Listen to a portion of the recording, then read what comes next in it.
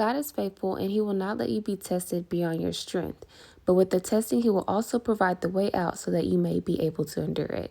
1 Corinthians 10 and 12 through 14. What's up, y'all? It's your girl Angel. Welcome to my YouTube channel, Imperfect Angell, where we're young, Christian, lit, period. Y'all, today, I'm not even gonna lie, it was a struggle doing this video this week. I had such a hectic week. It was just an off, unorganized week. I'm actually recording this video the day of. I'm trying to get it edited and posted up today by 5, no later than 5:30. But y'all, it was a struggle. Y'all see, I ain't got no makeup. I left my makeup in Dallas. My hair isn't done. It was just a mess of it. And I ain't gonna lie, I was getting discouraged. I'm like, I'm just gonna skip this week. But thank God for my mom. She kept me encouraged. She was like, no, you're gonna do this. You don't know who might be waiting on you. You don't know who might be needing to hear what you're gonna talk about today. I was like, fine, whatever. So today, I am going to be talking about how it was being a preacher's grandchild, how it was being raised up in the church, blah, blah, blah, and how it actually caused me to stray away from church or from God, or however you want to put it. So many of you know that my grandparents, Dorothy and David Jackson, are preachers. They've been preachers for as long as I've been alive. So that's all I've known them to be, pastors or whatever you want to call it. I don't really think my grandma is considered an actual pastor. She's like an evangelist or something. All them titles, I don't really know. But long story short, my grandpa is a pastor still to this day. He has his own church. Shout out to him. So growing up as a preacher's grandchild, it was actually, it wasn't that bad. Like, we had to go to church. We was gonna go to Bible study, but they actually weren't those type of grandparents that were like strict, like in church every single day. You can't wear this, you can't go there, you can't hang with those type of people. They actually weren't those type of grandparents, nor were my parents those type of parents. They were actually pretty lenient. They gave us breathing room. They let us know right from wrong, and that was pretty much it. They taught us the basic principles, especially because this is when me and my brother, we were young, like young, like this was probably, like, I was in elementary school, like, whenever we was having to go to church like this or whatever. But as we started to grow up, they did still instill some things to us, like certain things that we needed to know or whatever. There were like principles or the basic stuff or whatever. So it wasn't that bad when we were younger, but whenever I started, at least I can't really speak on Malik's behalf, but as I was growing up, I did start to see certain things. I started to see the judgments, the stereotypes, how people looked at us. It was a certain type of pressure that you kind of feel like once I got into like my teens and I started seeing these things. You do feel some type of pressure. You feel like you can't do certain things. You got to move a certain way, things of that sort. So it was kind of weird. It was kind of like, oh, y'all annoying, like, leave me alone, I'm a regular person. Especially like me being the preacher's grandchild, I felt like my mom, she said that I ain't gonna really speak on her, but she have expressed to me that you do feel a little bit type of pressure, not so much from our grandparents, but from like the other people, on how they just look at us. There's been times where they say, like, people say that we think we're better than everybody else or things of that sort, but which was completely inaccurate. But yeah, so it was those type of things that we had to deal with growing up. But as I started getting older, I really didn't care, honestly. To a certain point I did, but really I'm a laid back, chill, nonchalant type of person anyway, so you can say what you want to say. I'm just gonna be like, okay. But so as I was getting older, I would start seeing other than like the judgments and all the different type of stuff, I would start to see things going on in the church. And I would just, in my grandpa's church, that's the only church I can really speak for because that's where I attended majority of my life. So I would just start to see different things. I would hear different things. I would hear like my parents talking or my mom and my grandma talking. I would just like peep different stuff. And I'm just like, what? And granted, I was still younger. I was still like 13, 14 when I started hearing these type of things, I believe. but 2 and 2 wasn't equaling 4. And I'm just like, okay, so Papa just talked about this Sunday, but y'all saying this happened the other day or whenever the case may be. So it was just certain things that I would start to see in the church, and it wasn't adding up to me. So fast forward past all of that, what the real like turn point was whenever I was just like, I'm done with church, is when my grandparents divorced. That had a big impact on the entire family, like the entire family, not just the immediate family, but like everybody was just like in shock and awe and just like in disbelief. And it was just hard for me to kind of wrap my head around that. I was still pretty young at the time. I was maybe like, I was still in, I don't know. I was young. I was still young. So when the divorce actually happened, I was too young to really know. But once I got older and it was explained to me, I was just like, there's no way that happened like that. And so that's really what made me, it's hard because I can't really give you all the details on what happened, but let's just say stuff that a pastor is I don't want to sound, because I'm not bashing my papa at all. Can't nobody come for my papa. I love my papa to the end of this earth. But facts is facts, and maybe one day my granny will come on here to share her testimony, and y'all gonna be wondering why we all not sitting up in jail right now with a life sentence. But we ain't even gonna get into that.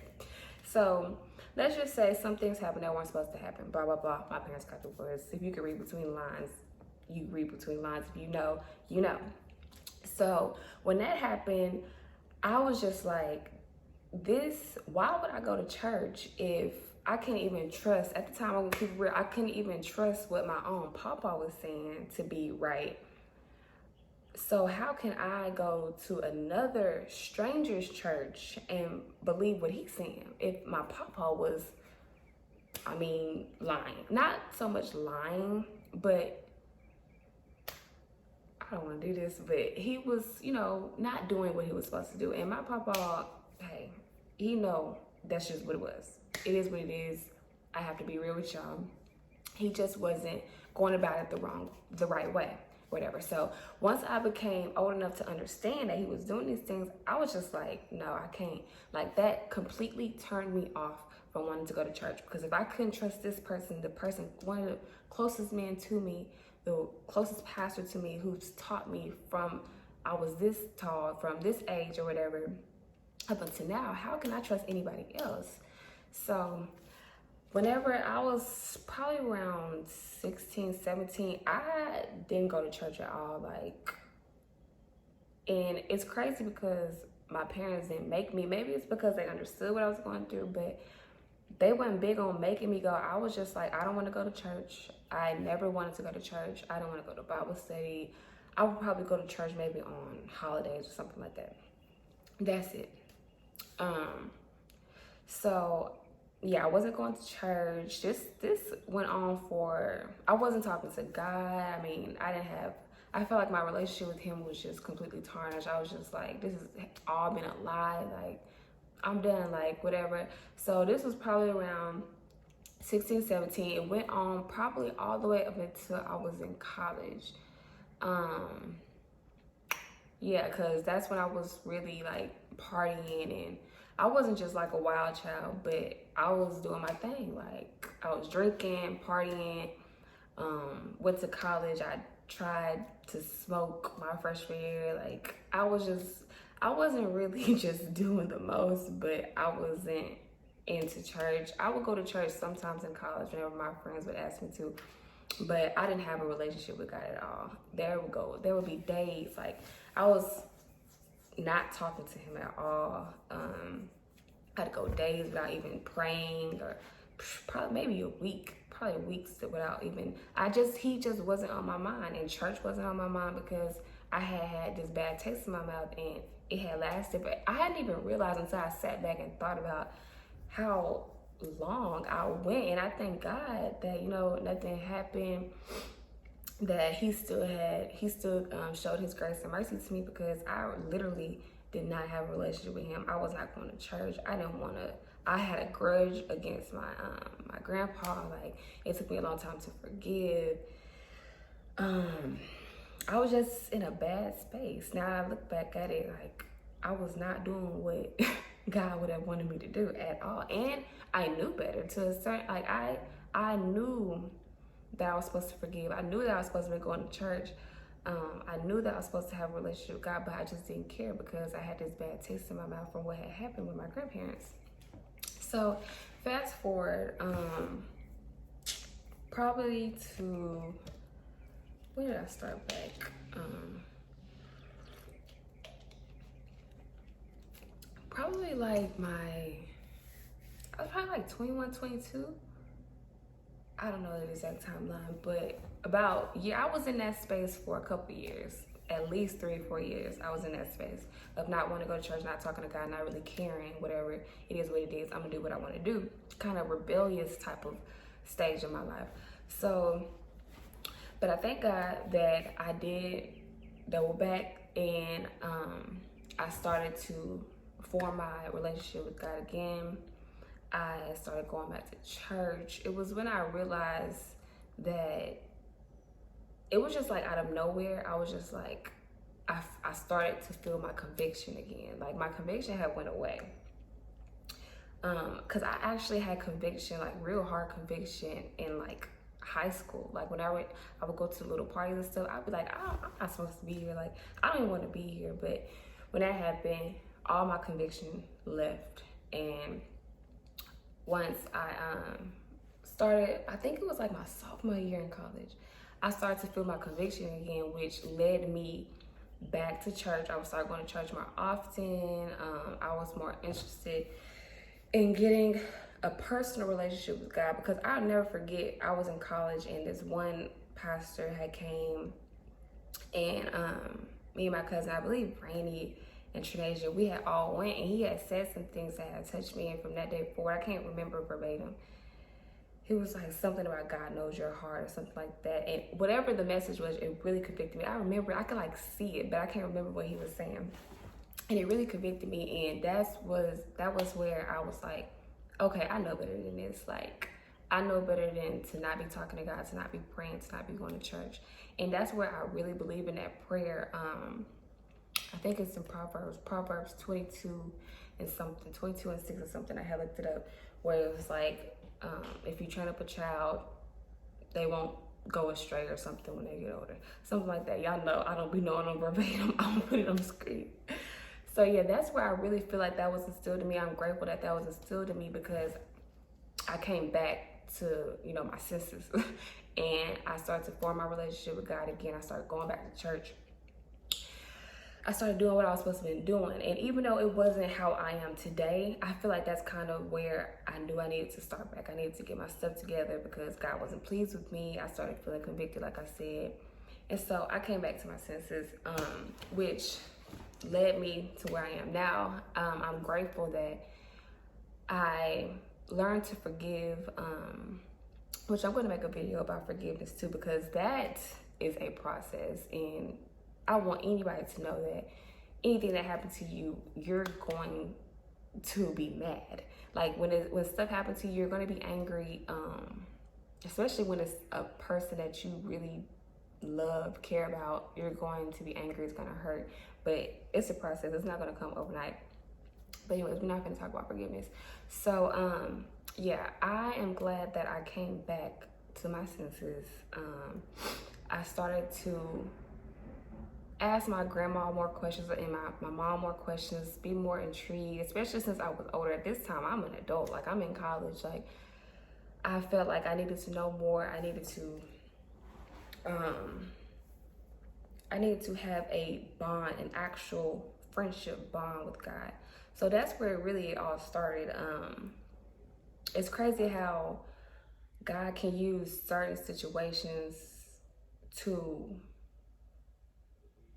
show you, to help you grow, to help you mature, because there's no telling what might have happened. It's like, I feel like how I take it when I went through like that devastating period with my grandparents breaking up after like 30, 40 years, like that's truly devastating. Like,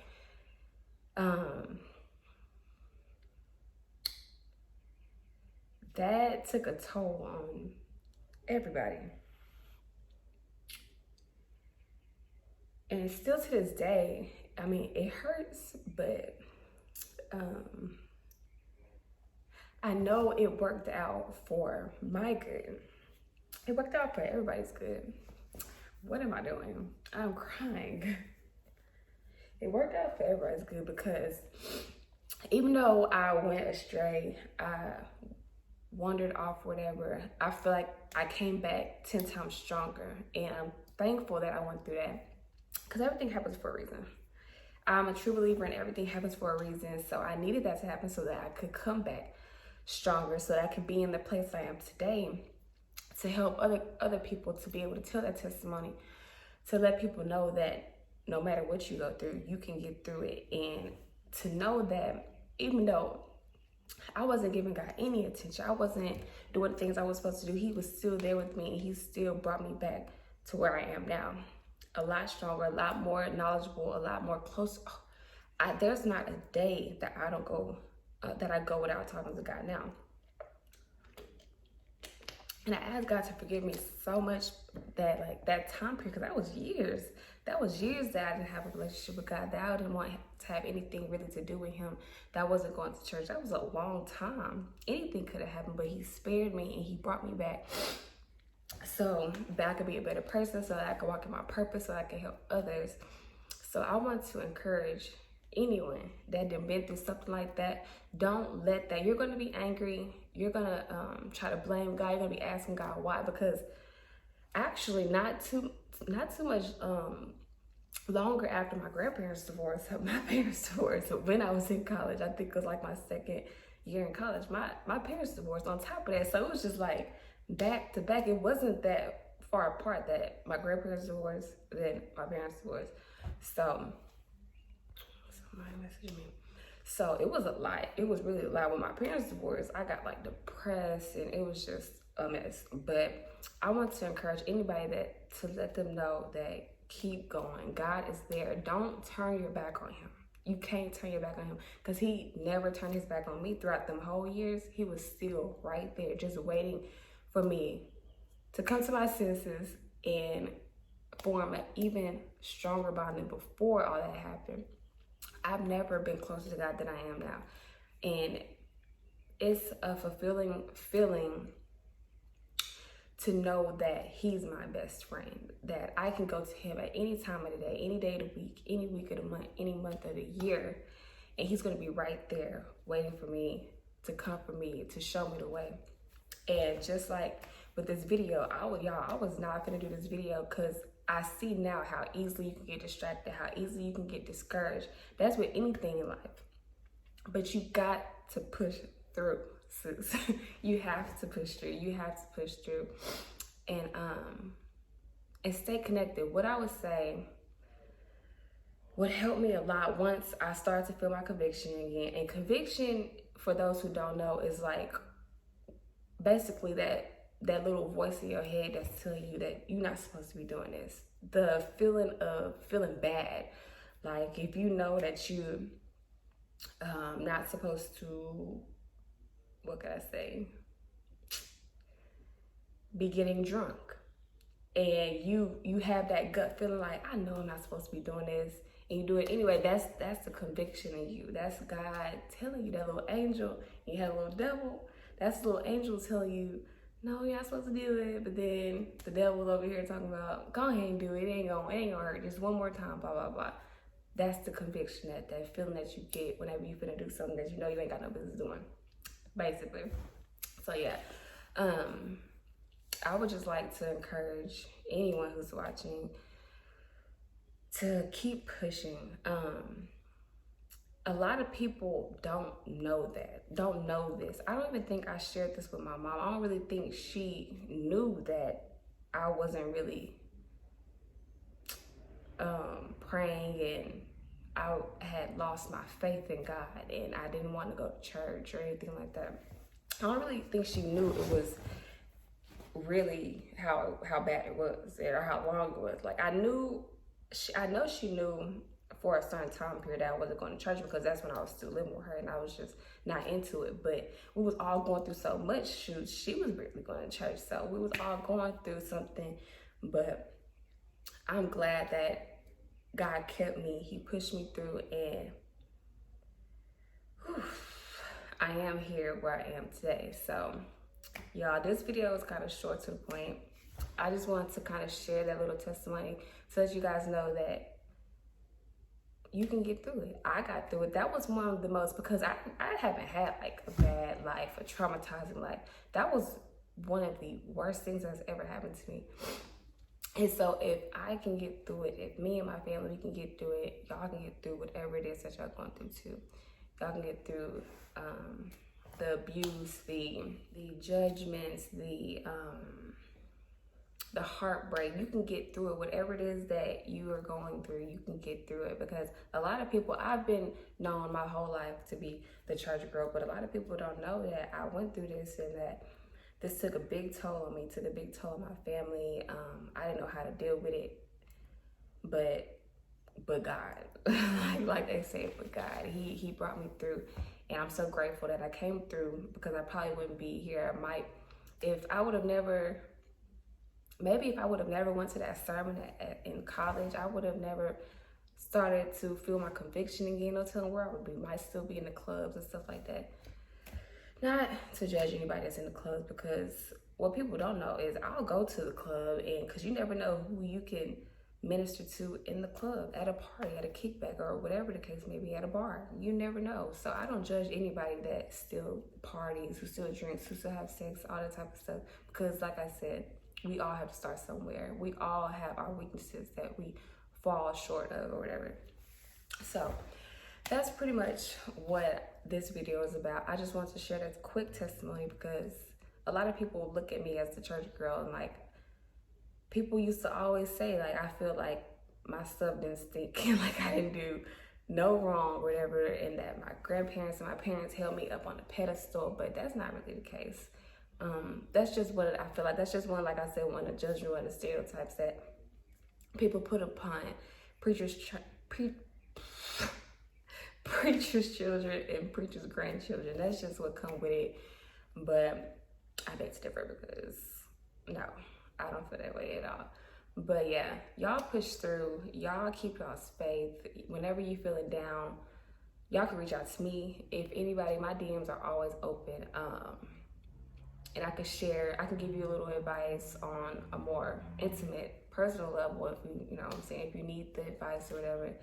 I just had to share this. This was placed on my heart. I was finna do something, like I said, I really wasn't finna do no video, and I was finna do something totally different, but I was like, nah, maybe I should share this testimony to kind of show, because this kind of gives a back story on where I actually started. I kind of told y'all a little bit in my very first video, but that's really where I actually started back in college. Like, I started to get the urge back. So if I can do it, y'all, if I can get through it, y'all can get through it. Stay encouraged, be motivated, always seek God. He's there no matter what, no matter how hard it may be. You have to push through and just pray.